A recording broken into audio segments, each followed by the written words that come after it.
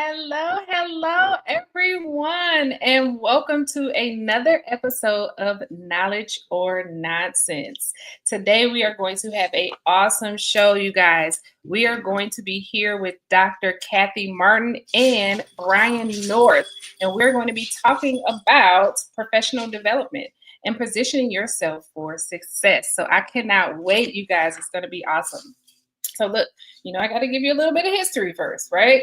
A little bit of research, if you will. So, you guys, if you are looking for career advancement, career development, etc., one of the things that we're going to be talking about here is the necessary skills to lead that you would need to promote yourself. My apologies, guys. And then preparing ahead of time, standing out in competitive markets, and even networking. And so all of these things, I'm sure if you're in leadership, and Dr. Martin and Brian, we have all experience in our transitions up through our chosen career paths. But before we get into that, you guys, we want to have you go ahead, subscribe, and of course, add your name to the comments so that we can show you some love. We love when you guys show up and show out for us. So, of course, we want to acknowledge that. And we will be right back with Dr. Kathy Martin and Brian North.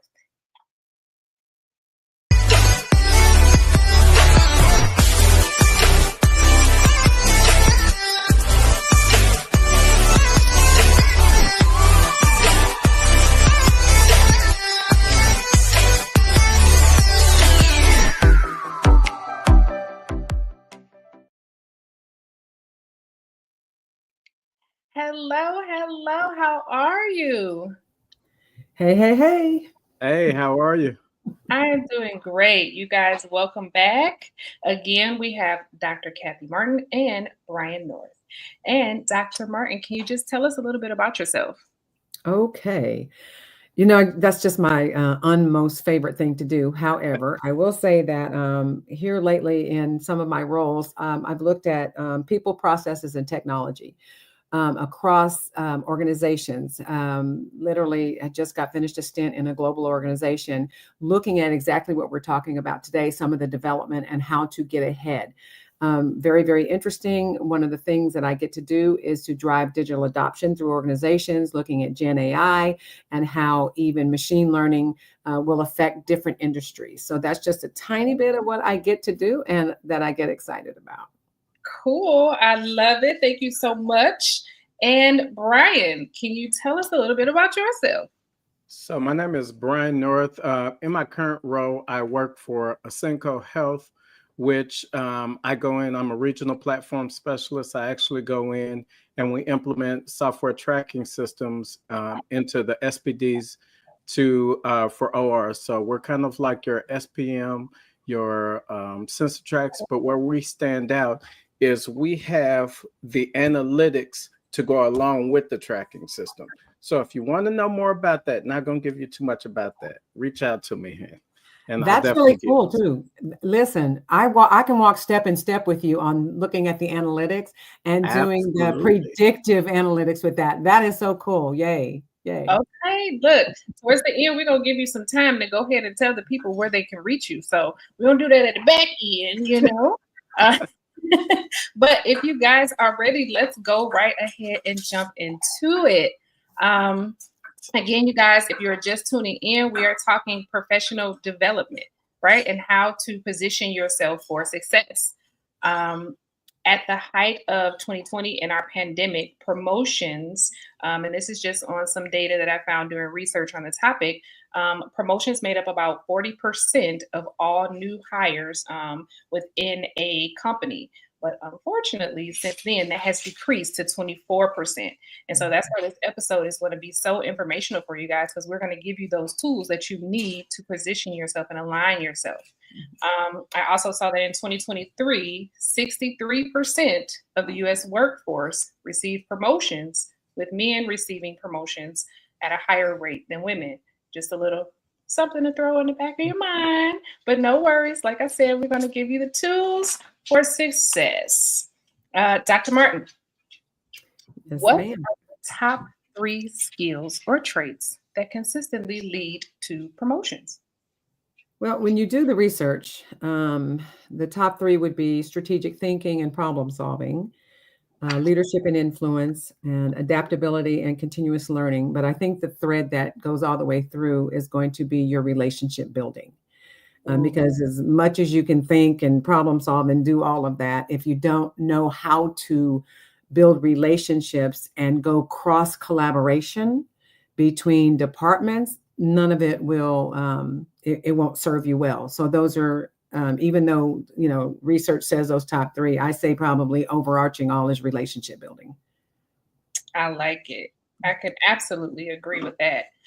Brian, do you have any input or tips to go along with that? I'd have to 100% agree with her with the relationship building, because that can make or break you, especially when it comes to collaborating with the other departments in the hospital, the other department heads. You're going to cross them no matter how much you try or not try to. So why not work with them and work hand in hand to help out?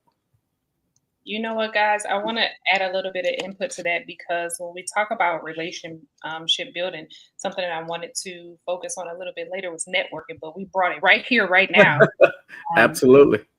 For me, and people don't actually know this about me, I am, I think they call it a introverted extrovert. Mm-hmm. If I'm saying it correctly. So I look, plain put, I'm not really a people person. I like being in, I like having that privacy. I can just say hello and move right on and just be done with it. However, coming up in the industry, I realized how important it is to network, how important it is to put yourself out there. And so now when you see me and I'm at any type of social event, when it comes to anything in the industry, anything that's professional, you would not think because I'm like, this is the moment, right? So you get in and you network and you put yourself out there. So if you're just tuning in, networking and relationship building is one of the key things that you are going to need to do, and be able to just kind of master when you're looking at transitioning into upper level positions. Brian, can you tell us a little bit about ways for SPD techs to move up into leadership roles? Oh, well, I would say for starters, one of the big things you're going to do is you've got to educate yourself about SPD as a whole. You don't want to move up into a position and know nothing about the position you're moving into. One of the ways to do that is by getting the certifications, going to the classes, going to the leadership conferences, going to the HSPAs. That's one of the big things, because you're going to see all of the latest cutting technology. You're going to get that to network with those people out there at HSPA. And one of the things that I have to say is, a long time ago, I had a director tell me, don't dress for the part you're in, dress for the part you want to be in. So you're always building yourself up. You're always going to that next level. I'm never dressing. I'm never in the part that I am in. So I'm never educating myself where I'm at. I'm always going one step above. Absolutely. I really love that. I see that Sharon has added find focus in the changes. Hashtag transition. Oh, that didn't work out well. Got a tongue twister. Right? That's what happens when you're live, people. Hey. So I do want to agree with you when it comes to just educating yourself. That is so huge. And especially when it comes to like webinars and, like you said, conferences, those things are so informational.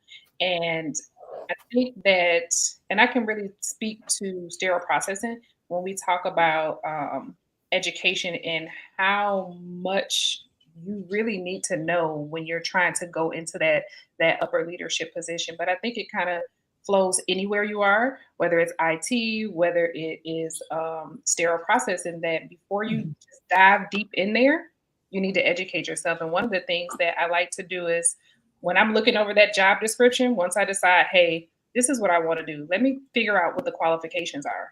Now I want to put myself in a position to start learning some of these things before. Yeah. And you got to remember, in like SPD and even IT, like you said, those fields are ever-changing fields. So you're never going to stop learning. You're always going to be educating yourself. So we should always be, no matter which position you're in, you should always be educating yourself. How many times are things changing? The amendments, it comes out, there's a new amendment, even like, for example, the water quality that just came out. So it's constantly changing. So we should be constantly educating ourselves. Let me jump into. I'm not, in the sterile field. However, I do know people, and I have also got a background in HR. And one of the things that's critical, since we said we're going to give people skills, let's give them skills, more skills, because what you're saying is phenomenal with that educational piece. But I want them to learn that and understand that there is something called organizational politics. If they're going to go up the ladder, they need to know who's who, what the politics are. So identifying a mentor and someone that has kind of already worked up the ladder is critical. Don't be afraid to identify some people. If you want to go on LinkedIn, whether it's LinkedIn or at the hospital or wherever you are, start looking and seeing how those people are and who they are, and build those, here we go again, relationships and networking, because those people that have already walked ahead of you will be able to tell you what is, and for lack of a better word, what is and what ain't, and who to talk to, and how you need to speak, and how you need to, to come, to just start bringing yourself into those positions and places. I think that's one of the most critical things that we don't look at. And then, can I just say one more thing, because I get excited? You guys are on my hot spot now. With education, I want there to be practice, right? So communication practice. Stand up, get in front of the mirror. What are you going to say? Remember when I first started, I said one of the things I hate is talking about myself. I have to get in the mirror and practice. I am good at this. I am great at that, blah, blah, blah. Here's my hot spot. Here's my passion point, and then being able to speak like that. So I think that is really something really good that we have to look at and talk about, is those politics and how to identify those mentors to go ahead of us. I want to go back and just kind of focus a little bit on, you said critical, one of the critical things was organizational politics. It took me a long time to understand that, because nobody told me up front. So I have been in leadership probably about 16 years at this point, at some level of leadership. And it took me a very long time to figure that out on my own, and how critical that was. So guys, if you are not in leadership, if you currently are in leadership, if you are thinking about it, etc., put that nugget in your pocket. Understand it, because it is so important, because the politics of it all, whether it's healthcare, whether it's IT, etc., the politics of it all really does matter. And then tying into that practice. So my note here I wrote was how you present yourself. Your presentation of you, it matters, especially when it comes to the politics of it all. So it's funny you should say that, because I was kind of jump into that a little bit, is the presentation, not just your appearance and how you look, but how you present yourself. Because whether you believe it or not, you're selling yourself. When you're out there networking, when you're out there, somebody is always looking at you. So you have to always be ready to sell yourself at a moment's notice. If I come to you and ask you what makes you different from that other person, you better be ready to just tell me at a moment's notice. So that's where that practice comes in, is if I ask you right today, we have this position here, because you never know who it is that may be aligned in to talk. You never know who it is you're talking to, and you never know which chance you may get, because networking is what got me some of my positions and my promotions, and I wasn't even looking for it. Oh, that's good. Yes, absolutely. I do want to add to my own question, right? That maintaining a positive attitude, but it does tie into what you guys are talking about. And so if you are not aware, if you're just a staff person and you're not really aware of what we mean when we talk about your presentation, long before you decide that you want to be in leadership, leaders are already watching your presentation. Yes. They're already watching how you communicate, how you interact with your peers and your coworkers. They are already watching what type of work ethic you have. They are already watching your level of professionalism. So you want to make sure, and this is something that I tell people anytime somebody comes to me and says, you know what, I'm ready to get into leadership, the first thing I tell them is look in the mirror. Mm. The first thing I want you to do is take a look at whether or not you're a professional, whether or not you're reliable, whether or not you have good work ethic. Like, first, look at yourself, correct that immediately, right? That's not to say that you can't go, but make that correction immediately. That's good. I like that. A good leader has to be a good follower. So, and what I mean by that is I can't tell you to do something this way if I'm not myself going to do it. I'm That's never good. going to tell you something that I'm not going to do.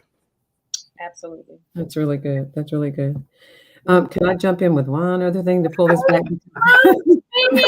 And I tell you, you're my hotspot. You're my hotspot. Another thing that I think that a lot of people don't understand. I love it. Everything that we're saying, I really love. But one of the things that under the education piece of it is that we don't often understand that.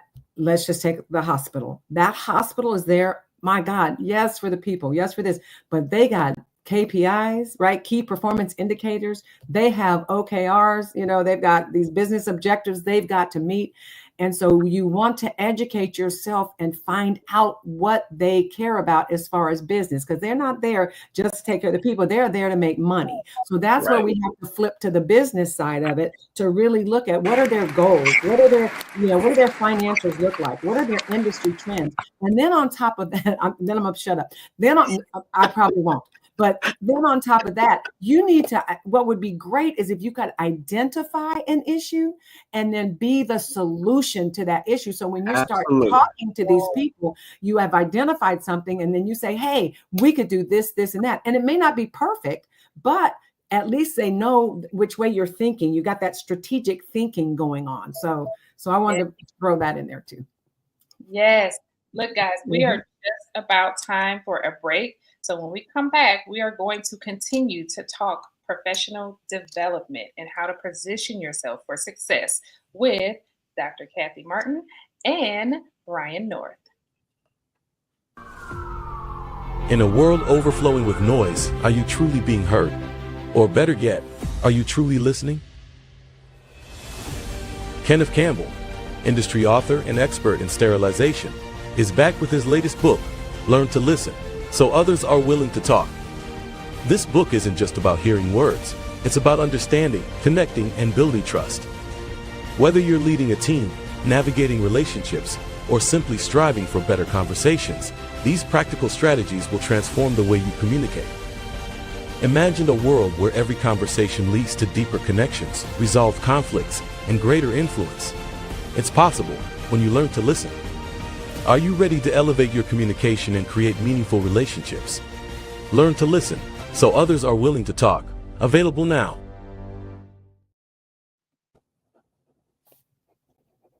Hello. Welcome back. If you are just tuning in, again, we are here with Brian North and Dr. Kathy Martin, and we are talking professional development and how to position yourself for success. Before we get into that, I do want to do a shameless plug for my chapter. I don't know if you guys can see my shirt. For GSPA, we are doing a cruise, you guys, in October 24th through the 27th. And I know a lot of people are thinking that this cruise is just for the Georgia state. Absolutely not. This is for anyone in sterile processing, healthcare, etc. So if you know people, spread the word. Let them know that the doors are open to everyone. This is more of a national thing. And we can go international as well, but we are going to have fun. We're going to have 6 CEUs that we're offering. We have speakers. We have everything you're going to need. And the best part of it all is that we are going to end at 10 a.m. so that you can finish the day doing what you want to do on your cruise.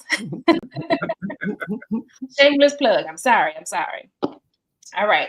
So let's get back into it. Look, we left off talking about traits that lead to promotion. We talked a little bit about education. We talked a little bit about just making sure that you maintain a positive attitude, etc. So now I want to kind of get into Dr. Martin, if you will. If you can give us some tips on how employees can position themselves before. We kind of answered this already. Before positions open up. Right? But we talk so much, we already did the question. Yeah, we get excited. But there are some ways to do it, definitely. And you guys already, and the one thing you said about they see you coming before you come, right? So building that strong brand, right? So definitely having that strong brand. And then one of the things, and I think it goes with building the brand, is what's your narrative, right? And it also goes with having a good attitude. What's your narrative? What are you saying? How do you talk?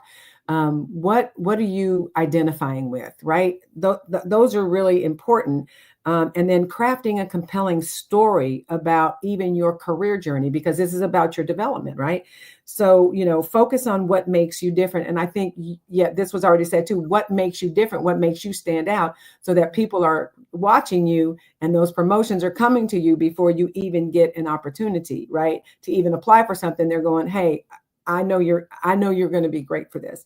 And then I was thinking about also, if you look at showcasing your thought leadership, and we touched a tiny bit on it when we talked about identifying the issue and then being the solution, but definitely sharing insights, right? And I'll tell you one thing that we don't use a lot of, it's on LinkedIn. If we share insights and even comment on different articles or write even a couple of, paragraph articles, that gets us out there where people are looking at us also. So that's just a couple of things that I was thinking about. Look, for you guys who don't know, LinkedIn is amazing. It is something that I would say 2 years ago, I was just not really doing. I had it for years. I wasn't really active on it. But in the last 2 years, I have increased my visibility so much. So if you are listening and you are watching and you are not on LinkedIn, get on LinkedIn. It is huge. The people that it has connected me with, the spaces that it has allowed me to be in, it is absolutely a great networking tool for professional development and professional resources, etc. Shameless plug. You should maybe do something on how to do LinkedIn, because a lot of people don't know. They're afraid of it. It's social media. It's like AI. They don't understand it. So that might be, anyway, shameless plug for you to have another program. So this is what I call LinkedIn. LinkedIn is your professional social networking. It's your digital resume, because what people don't realize about LinkedIn is when you put your information out there, a lot of times we have the HR and other people that's actually, when they're looking for people, they do look there. And so when they're looking for these people, if I have all of this information out there, rather than me doing, it's doing the work for me. So that first step has already been taken care of for me, versus me having to go out and pass out my resume. We're in the digital world, people. Make sure it is updated there, and they're looking for you. So that's a good idea. We have a note that said, invite the viewers into the conversation. So if anybody who's watching, you don't mind if I do this shameless plug right there. Anybody who's watching, please let us know, how you feel about what we're saying. Is there anything that you want to hear more of, or if you have any ideas and tips for us? All right, I'm back to you. I'm sorry. Thank you. Help me. Look, I see Sharon says LinkedIn is a win. People underestimate the value. It is not just a resume pool. Keep your information up to date. It does matter. Brian is absolutely right. Employers, I've had people reach out to me. Back in the day, we called them headhunters. Is that still a thing, you guys? Yes, it is. It is still a thing. Okay. So they reach out to me all the time saying, hey, I have this position. So make sure that that information is up to date. It is, like you said, your digital resume. Mhm. That was So awesome. the only thing I want to add to what Dr. Martin said is not just knowing your position that you're applying for, but know the area you're applying for. Know the hospital you're applying for, because a lot of times we're so focused on knowing the position that we're applying for, we don't know the area we're applying for, we don't know the hospital, and we know nothing about it. And that's one of the questions they'll go in your interview and ask you about, and you're sitting there like, I was so focused on the position that I didn't do the homework on that other part. So do a little extra work and add that into it, so that you can say, well, this is a cutting edge hospital, and I know this about that hospital. So you're educating yourself a little more, so they know that you're not just searching for just this. You're not looking at it through just this window. You're looking at the big picture. Look, to our producer, can we get a hand clap for that? Can we get another hand clap for that? I know, right? That was good. That was so good. Right? Look, I'm so glad that you said this, because there we go with the hand claps. Look, so one thing that I like to do is research the hospital. Right? I'm online. I'm looking up their scores. I'm looking up how their employees feel. So not only are you Their researching retention rate. Yes. Me, I am interviewing you. I am doing my Yes. research well. I looked you up. It matters. It absolutely matters. So It's good. that was a good one that I absolutely forgot about, but that was a really good one. The other thing is, don't be afraid to, when they ask you at the end of the interview, is there anything that you have? Don't be afraid to ask for a shadowing. Don't be afraid to ask for a tour. Know what you're getting into. I like that. Look, I have to just kind of laugh, and because I had a situation. I like story time. If you guys don't know, I love story time. Let's I have had it. a situation where the interview was awesome. The people were awesome. I went into the department because I like to ask for a tour, Mm-hmm. and that was a no. Yes. That was what made me say, no, thank you. I cannot accept this offer. Wow. Okay. Ask for a tour. You never know what you may find. And it could be anything from the people, the energy, right? So when you go into a place and everybody's down, you go into a place and nobody speaks, you go into a place and nobody's smiling, you go into a place and it looks like chaos. You walking into a toxic environment. You have, there you go. You have to kind of gauge whether or not this is the place for you, because maybe it's not. Not all places are going to have that same energy. So it's very important that you look at that as well. So what I'm hearing is that tour is better than Glassdoor and people's when they write comments. Oh, yes. Absolutely. Oh, yes, you have to do both. You have to do both. I said a little while ago, not only are you interviewing me, I'm interviewing you to make sure that you're a good fit for me. Because while I may be a good fit for you, you may not be a good fit for me. So think about that. Think about your work-life balance. And you think about your mental peace. Work-life balance. That's a big one. Ooh, come on. Yes, that's important. Look, what's that? Huh? It is so important because nobody told me about work-life balance. And when I first was a manager in SPD, that no one ever educated. I had to learn work-life balance the hard way, because when my first year of management, I wanted to fix everything and I wanted to fix it right now.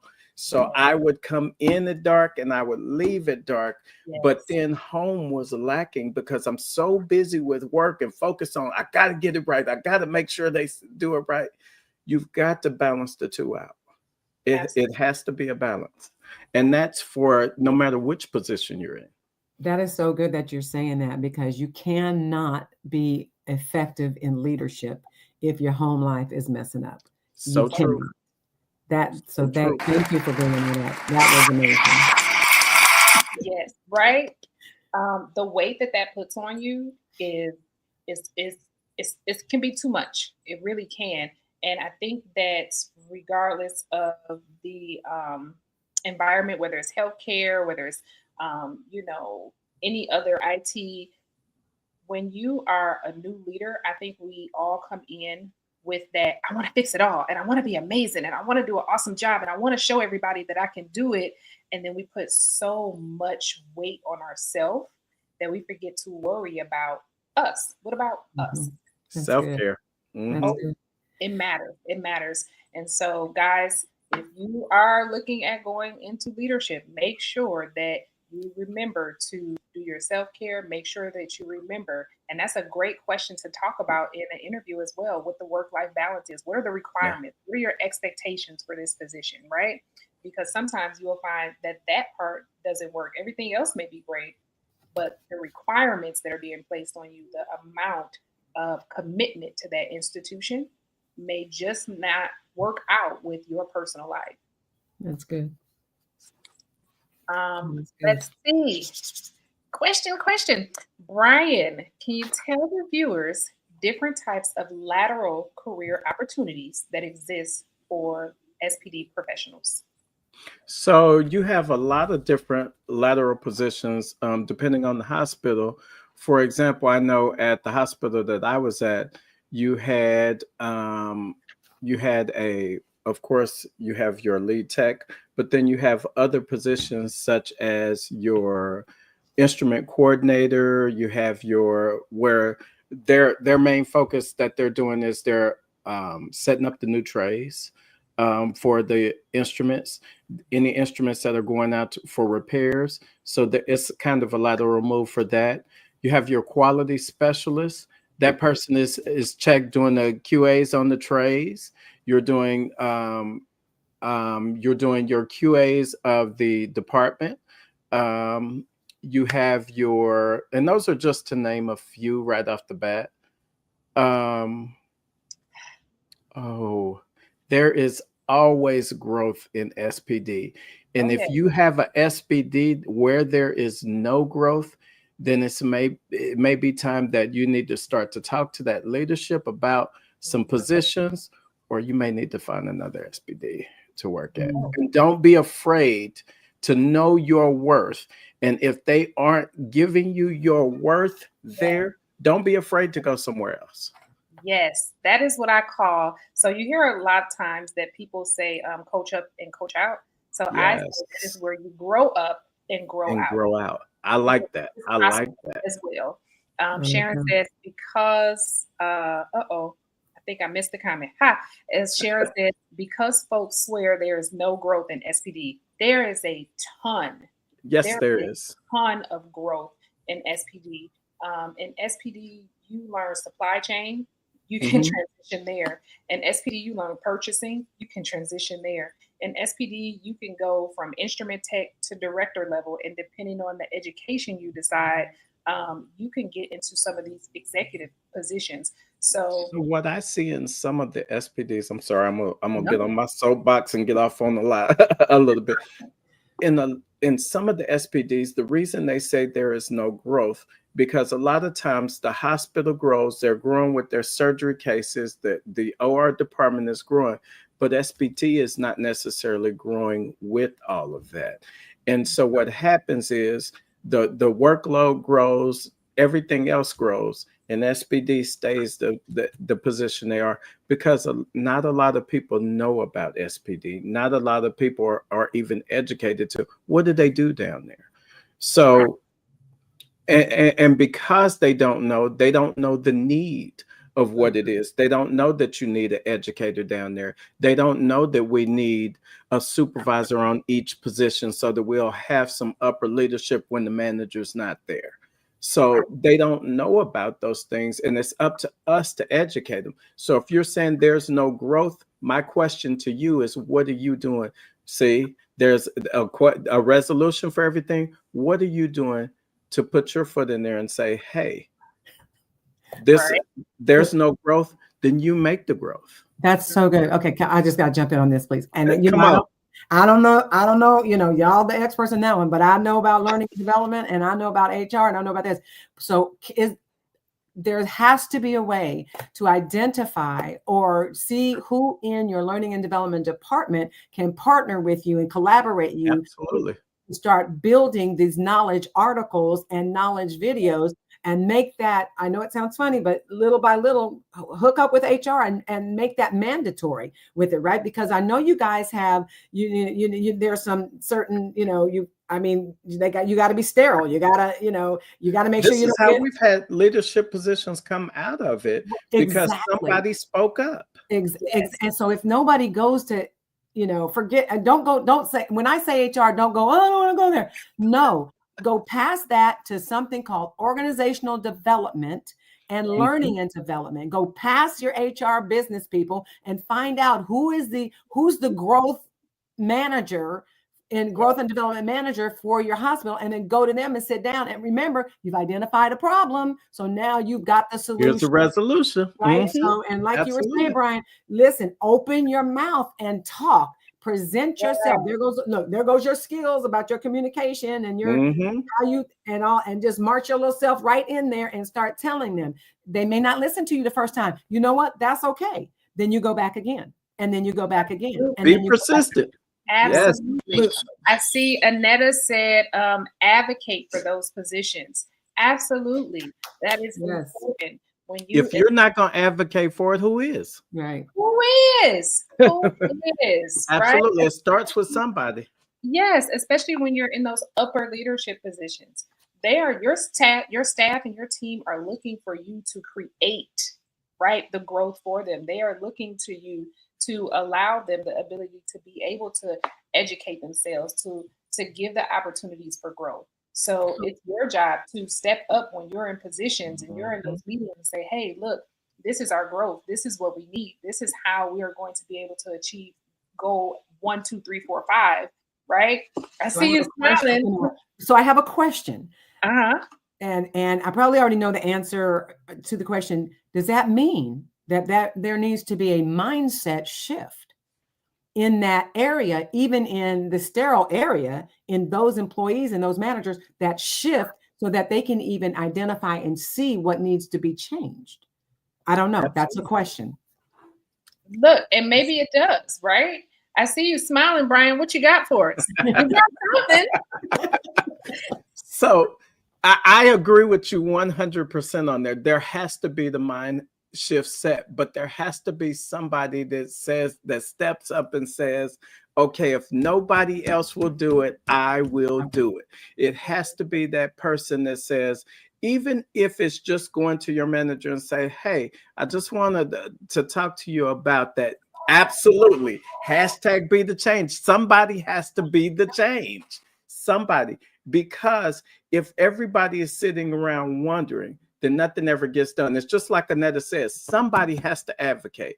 And if nobody's going to advocate, then I have no problem. You say you're the introvert. I am the big extrovert. I am the mouth in the room. I have no problem with, okay, nobody will do it. I'll do it. That's me. I love it. I love that. Look, the funny part is I don't think I know anyone that would agree with me. Because I am the person, I have 1,000 questions. When I'm like you, I'm like, no, I have a question. Well, wait a minute. What about this? Well, hold on. Can we discuss? Can you clarify this for me? Yeah, I need a little bit more clarity. Nobody would know that, but I feel like that is a requirement in the professional world, right? In order to get somewhere, you don't be afraid to speak up. Yes. Yes. Oh my goodness, we are going. What time is it? I think we have time for one more break. So you guys, we're going to take a quick break and we are going to be right back.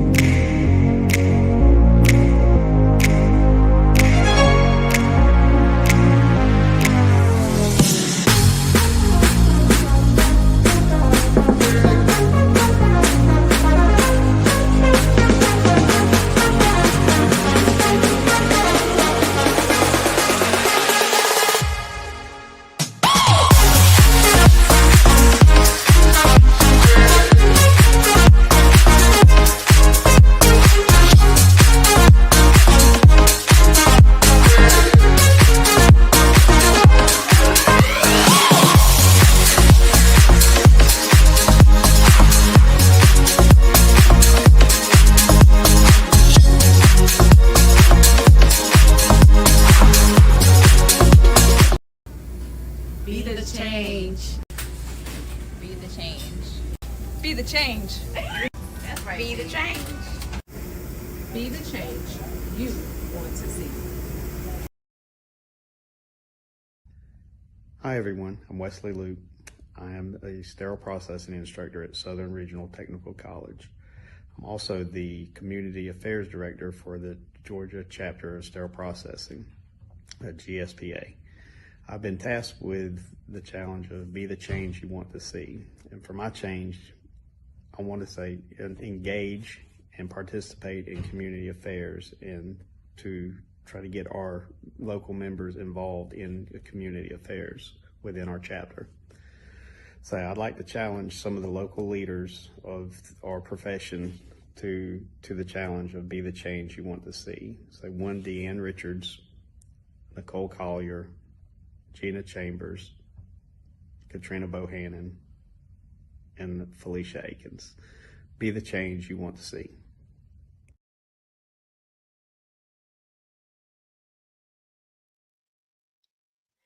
Good job, Wesley. Look, you guys, I have to do another shameless. That is Wesley. He is from my chapter. I see that I have a few more people from my board who have tuned in. Thank you guys so much for showing your support. I appreciate you and everyone else who is tuned in tonight. I appreciate you for coming and just kind of sharing this conversation with us. Please, again, let us know if you're here. Feel free to add to the comments. We see you and we appreciate you. I promise you.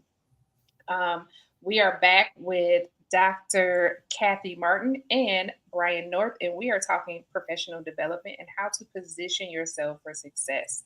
I see Kyrie says, go Wesley, be the change. Be the change, right?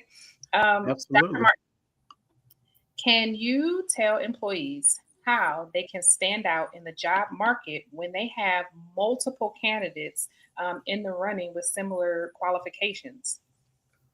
Yeah, actually, I can. If several things. The first one is, and I've said it earlier, make sure you have your elevator speech practiced.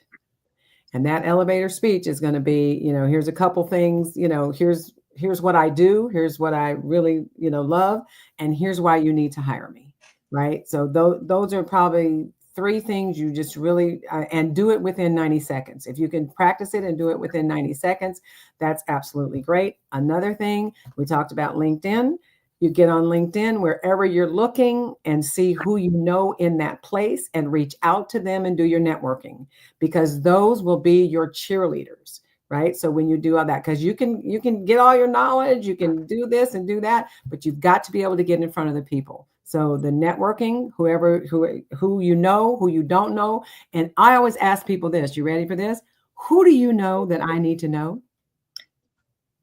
That's a good question. Yes, ma'am. And then I turn around and say, let me tell you who I know that you need to know. So it's tit for tat. And so what you're doing is you're helping each other, you're building each other up, but you're helping yourself get inside of someone's view. I will tell you one story since you like storytelling. I had someone reach out. We recently went to my company went through 1,000 people layoff. And literally, I had someone reach out to me about 3 weeks ago that said, hey, I found you on LinkedIn. And I went and I was like, okay, who is this reaching out to me? And there was one person in my company that she knew. And I called her and I said, did you? She said, Kathy, I've been watching you for a long time. I have seen you come in here and slam it, put collaboration together. Don't be afraid, Brian, and to your point, don't be afraid to be that extrovert and come in and show them, here's what you need. Here's how we can do it. And let's collaborate together. And that I'm telling you, that's a story because I went directly past everybody else and got in front of the CEO and was offered a huge job. I mean, they want me to be in the CEO ranks for a small company. So that's how you do it. Yes, congratulations. I love that. Can we get a hand clap for that? I love it. Miss Sherry Green Golden, thank you so much for joining us. My goodness. There we go. The hand claps are coming. They're coming. They clap. So yeah, so those are the things I think that are important.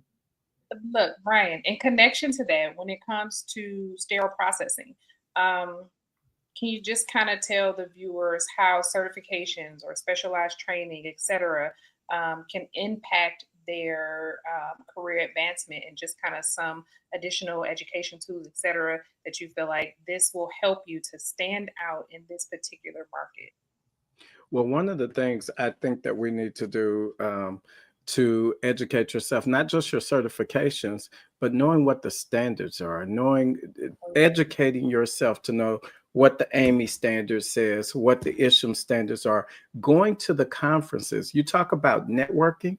Let's go to the different conferences to meet different people, to meet your Sharon Green Goldens, to meet your Anthony Bondens, to meet all of these people that know. You want to talk about people that know people? That's some networking right there. But back to your point of where you're talking about how this impacts you, because some of those certifications, you can't get into some of those roles unless you have some of those certifications. So if you have already gotten those certifications, now you've already prepared yourself for when that time comes. So now we're not rushing to get those certifications. We're already prepared ahead of time. Yep. That's an awesome tip. I actually, when I started out in this career, I fell victim to that myself. And so when I started out, I've been doing this for 21 years now. And so when I started out, there was no requirement for certification. It was we liked it. It was a possible requirement. And so starting out, I'm young and I'm thinking it's not a requirement. I don't need it. Why would I do it? But as I grew within the field and as I realized that, hey, I want to get into leadership, it became a personal requirement for myself. So I have to share this story with you saying that. So it wasn't a personal requirement. In the beginning, I kind of got that push because when I started in sterile processing. And when I started in sterile processing, it also wasn't a requirement for us to have it. And so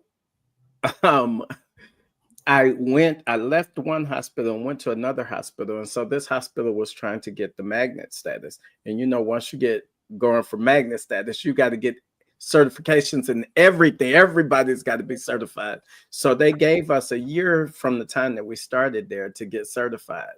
And so at that time, I was a procrastinator. So I'm waiting till the last minute and getting pushed in it. And now I'm running around, for lack of a better word, like a chicken with my head cut off, trying to get the certifications and get everything done, because it was so serious that they gave you, if you didn't get it done within an amount of time, you had an additional 30 days. And then after that, you were let go. So it was serious. So for me, and after going through that, I said I would never put myself through that again, because the amount of stress that you put on yourself. So I would highly recommend, even if it is not required, go ahead and do it while you have the time to do it. Because what happens, maybe I take the test, and maybe after I take the test, maybe I didn't pass it the first time. Don't give up. Take it again. But now you have the time to do that. I have another question. I'm full of questions. So what about someone who doesn't feel like maybe someone's not paying for their certifications? What would you say to that person that seemingly hadn't budgeted for anything like that?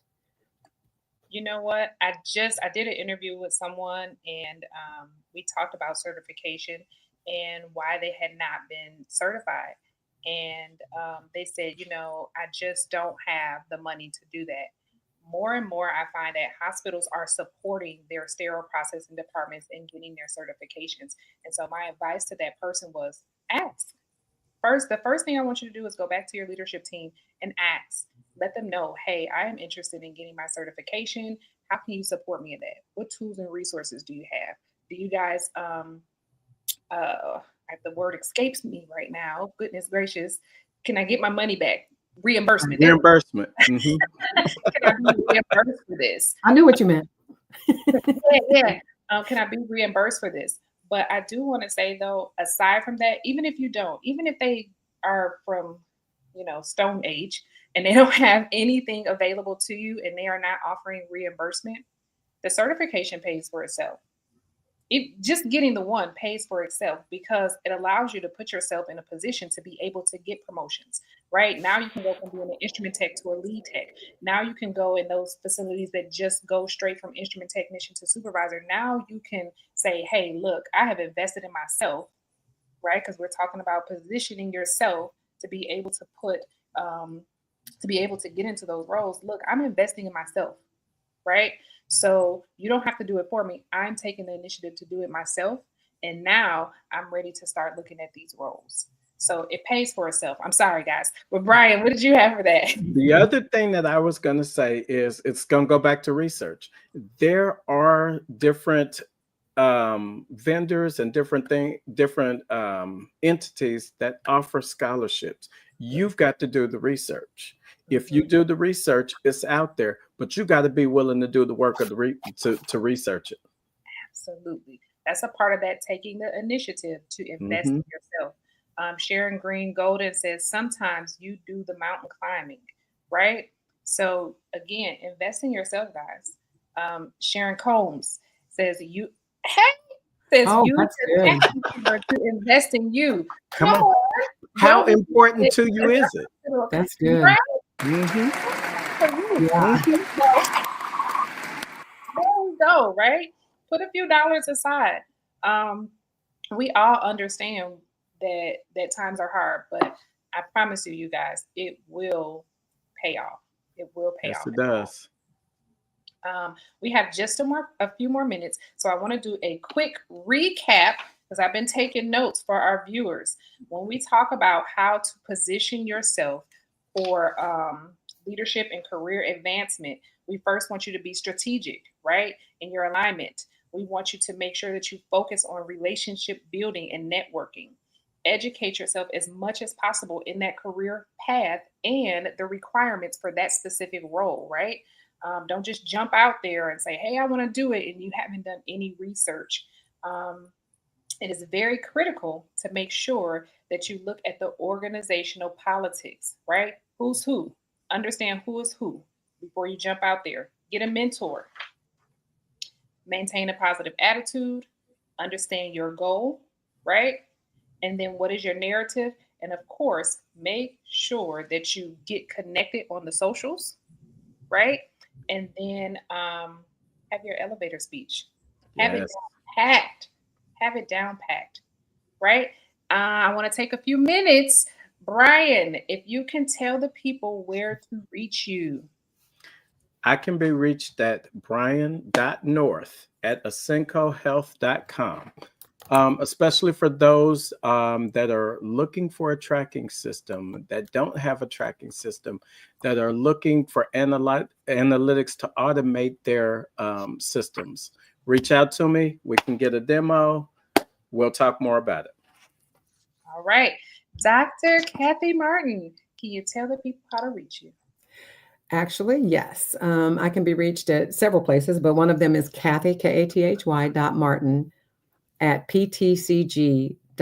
PTCG is Possibility Thinking Consulting Group. That's my personal little gig that I'm always going to have because I have a heart for growth and development for the people. Yes, I love it. Before we get off, I want to add one more nugget from Sharon. She says, from Sharon Green Golden, she says, you position yourself for greater. Do the certification for the betterment of you. I felt like that was a really great statement. So I wanted to make sure that I got it out there to the viewers before we got off. Again, you guys, thank you so much for showing up tonight. This was an awesome conversation, and I hope that our viewers got everything that they needed to go forth and be successful in their career development. Until next time, you guys, I hope you guys enjoy, and we will see you next week on Tuesday, same place, same time.